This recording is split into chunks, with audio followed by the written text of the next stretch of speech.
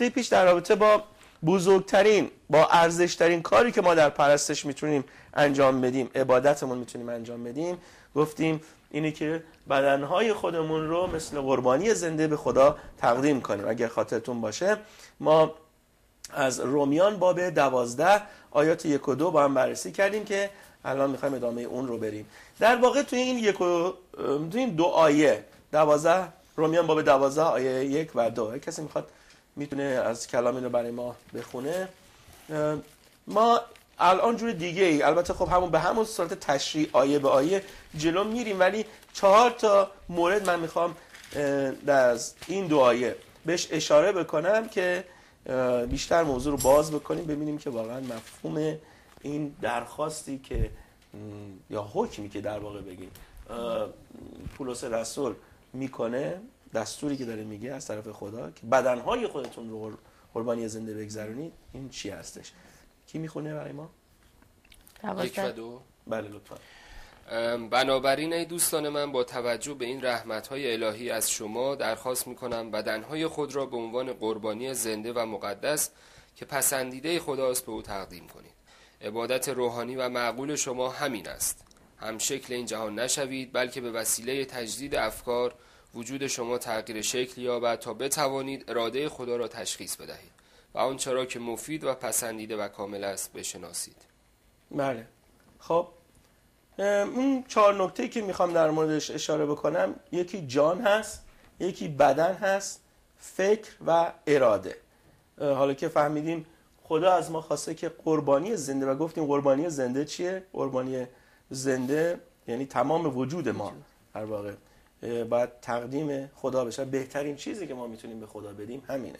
از آیات عهد عتیق هم اشاره کردیم و گفتیم که چطور پولس رسول خودش رو مثل یک قربانی زنده در دستهای خدا، زندگی خودش رو تسلیم خدا کرده بود. خب جان، بعضی موقع به روح هم روح و جان بهش اشاره میشه. برای اینکه خودمون رو به عنوان یک قربانی زنده به خدا واگذار کنیم، جان ما یا روح ما باید تسلیم او باشه.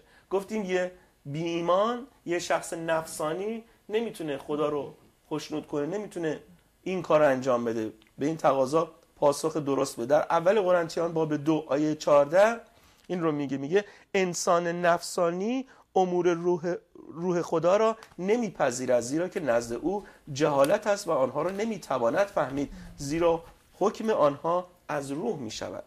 بنابراین اولین عنصر یا اولین چیزی که باید به خدا تسلیم بشه جانهای ماست، روحهای ماست که ما در توبه اون رو به خدا واگذار میکنه. کلام خدا با اشاره به جان، وقتی از جان داره صحبت میکنه، در واقع داره به انسانیت درونی ما اشاره میکنه که خدا میخواد روح ما نجات پیدا کنه. بعضی جاها هم میگه که روح آدمی اسمشو گذاشته. پولس رسول در 2 قرنتیان باب 8 از کلیسای مقدونیه صحبت میکنه. این کلیسای مقدونیه یه نمونه خیلی خوبی بود از اون گذشتی که اینا در هدایاشون انجام میدادن برای بخشیدن هدایا. حالا من فقط داستان رو به صورت خلاصه بهتون میگم. تو اینجا ما میبینیم که کلیسای اولیه بعد از اینکه کلیسا تولد پیدا میکنه، در تشکیل میشه تازه، در اعمال رسولان باب 2 چند هزار نفر از یهودیان، از زائرین یهودی از جاهای مختلف دنیا جمع شده بودن تو اورشلیم و اینا به مسیح ایمان میارن، به کلیسا ملحق میشن و نمیخوان برن، میخوان بمونن و این چیزی که تازه بهش ایمان آوردن خب به هر حال تجربه کسب کنن، اینا میمونن اونجا و همینجور چندین هزار نفر دیگه هم بهشون اضافه میشه و همینطور شما فکر میکنید کلیسای اورشلیم دچار بحران میشه و خیلی‌ها واقعا در فقر بودن. البته خب میبینیم که در اون شرایط سخت و اون بحران مردم واقعا همه چیز رو تقسیم کرده بودن، زندگیشون رو تقسیم کردن. وقتی میبینن کسی در احتیاجه، اون چیزی که داشتن میفروختن و تقسیم میکردن تا بتونن واقعا اون زندگی رو فعلا داشته باشن، بتونن کلیسا رو پیش ببرن. ولی جالب اینجاست که ما میبینیم در کلیسای مقدونیه که اینا چیز هم نیستن، یهودی هم نیستن، غیر یهودی هستن وقتی میفهمن که کلیسا دچار بحران مالی هستش، اینها نه به تقاضای پولس رسول، چون توی رساله میگه که اینها از جونشون مایه میذارن. یعنی اون موقع خب اونها هم خودشون توی مشکلات بودن و سخت بود، بحران بود براشون، ولی اینجوری یه جوری اینجا پولس رسول ازشون یاد میکنه که میگه اونها از جونشون مایه میذارن و هدایایی رو با خواهش و تمنا از پولس میخوان که بپذیره این هدایای مالی رو، هدایای مالی خودشون رو به پولس میدن که به کلیسای اورشلیم کمک بکنه.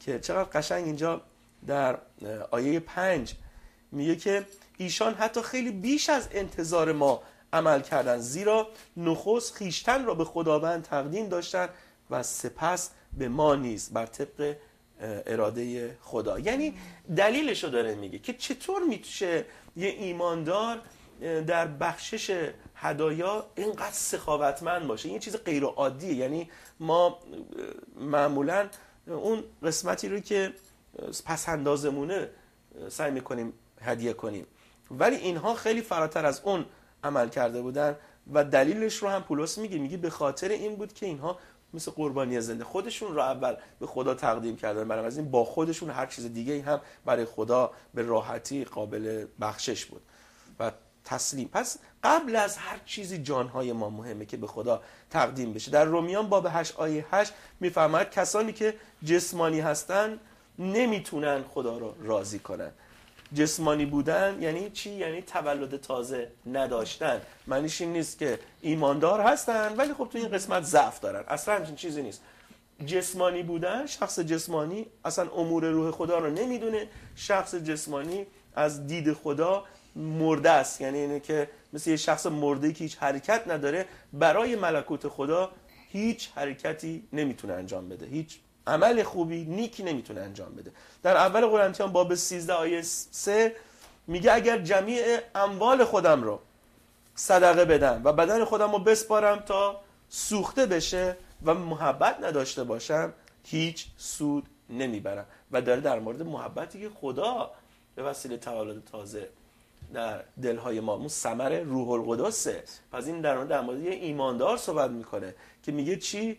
اگر ایماندار نباشم هر کاری هم که بکنم، اگر تولد تازه نداشته باشم هر کاری هم که بکنم سود نمیبرم، هیچ چی عاید من نیست.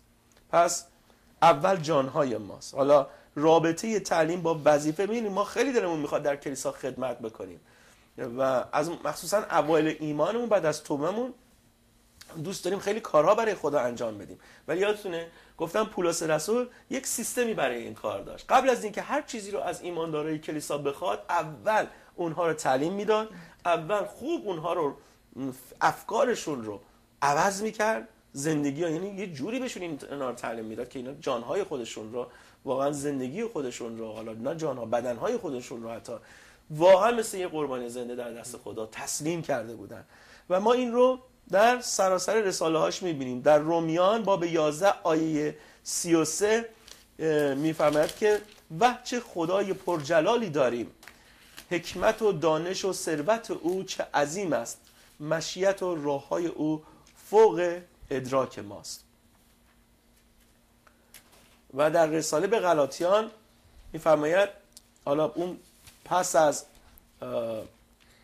چند باب تعلیم، در باب 5 آیه 13 پولس رسول میفرماید زیرا که شما ای برادران به آزادی خوانده شده اید، اما زنهار آزادی خود را فرصت جسم مگردانید، بلکه به محبت یکدیگر را خدمت کنید.